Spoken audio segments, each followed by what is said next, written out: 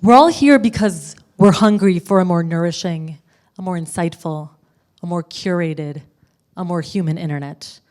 We're here because we understand that the right idea, or connecting the right combination of ideas, can change the course of a life, an organization, or an entire civilization. We're here because we've experienced the joy of discovering the right insight at the right time and the power of sharing it with others. But why then do our online social environments leave us restless, unfulfilled, in a state of envy, anxiety, and constant distraction? It's sad, isn't it, that in the past 20 years, we were essentially handed free access to the entirety of human knowledge, and it didn't trigger a golden age for human flourishing. The reason I get so charged up about this is because I have been transformed by cultivating a habit of mindfully curating and connecting the things that resonate with me. In 2019, I started what many people in this room call a second brain. Mine lived on Airtable. Essentially, it was a repository of the best articles, podcasts, essays, videos, tweets, highlights, and their connections to topics and to each other. This thing grew to have more than 5,000 entries. But more importantly, it changed my relationship to the internet. I was no longer mindlessly consuming the internet. I was mindfully curating it. And then a few things happened. I wanted more people to have access to this resource. And so I sent an email to my 10,000 Substack subscribers, and more than 400 people bought access to this thing. My fascination with knowledge management and curation kept growing.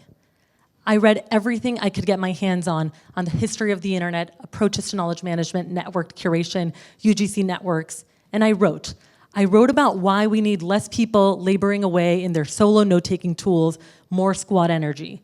I wrote about why search is declining in quality and why curators are the new Google. And ultimately, I landed on this insight. User-curated knowledge is stuck in single-player environments, all while search engines are deteriorating in quality. We need less second brains, more collectively curated knowledge networks. 6 months ago, we put these insights to work. We turned my Airtable database into a searchable interface and invited others to contribute to it. The TLDR is, it worked. We tapped into the zeitgeist. We onboarded 250 founding curators who collectively made over 29,000 curations, 80,000 connections, and in the process built a lovely audience of over 25,000 newsletter subscribers. But what's next? We have this half-baked product that's janky, it's buggy, but people are contributing to it. But to truly deliver on this vision of building a human-curated knowledge graph, we're going to have to build a lot more. This shouldn't just be a graph you contribute to. This should be a tool that is first and foremost for you. But unlike other bookmarking and note-taking tools, the superpower here is the collective graph. Imagine building your own personal library, except this time, your ideas are open for anyone to see, for anyone to add connections to, for anyone to build on top of. There's nothing like this on the internet. Here's how I look at the internet today. On the top left-hand quadrant, you have single-player productivity and knowledge management tools. Think Notion, Airtable, Roam. These are great, powerful tools that augment human intellect, but fundamentally, they are single-player, private, semi-private. And to live an entirely private life means to be deprived of the things that I believe are truly essential to a human life, of the connections that help us be seen and heard by others. When you share something on the internet and someone builds on top of you, that's resonance. That doesn't exist here. In the bottom right-hand corner, you have the major social networks we use today. Think Twitter, Instagram, TikTok.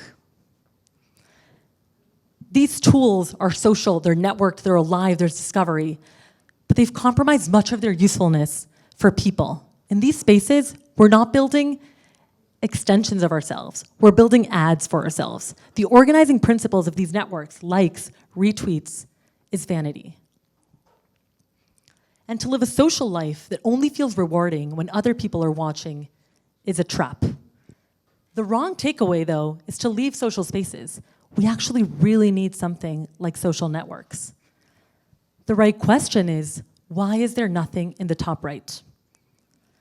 My belief is that on the path to attention-based monetization, these platforms have compromised much of their usefulness to people. The business model of platforms which rely on clicks and engagement and advertising means we're trapped in a profitable state of anxiety, envy, and distraction. Our ambition is to build a social tool that is actually good for humanity, powered by a freemium model, not an advertising one. We know we can do this because we understand that this is about nailing a feeling, not a checklist of features. That feeling is a feeling of having a party for your brain where everyone's invited to the dance with you. It's a feeling of being in a space that is deeply personal, yet communal and connected. It's combining the focus and utility of a productivity tool with a sense of aliveness and connectivity of a social network. In a few years, we will be what Rome could have been had they started multiplayer first. With every curation and every connection, we will weave a human-curated graph of the best knowledge on the internet. Google organized the world's information.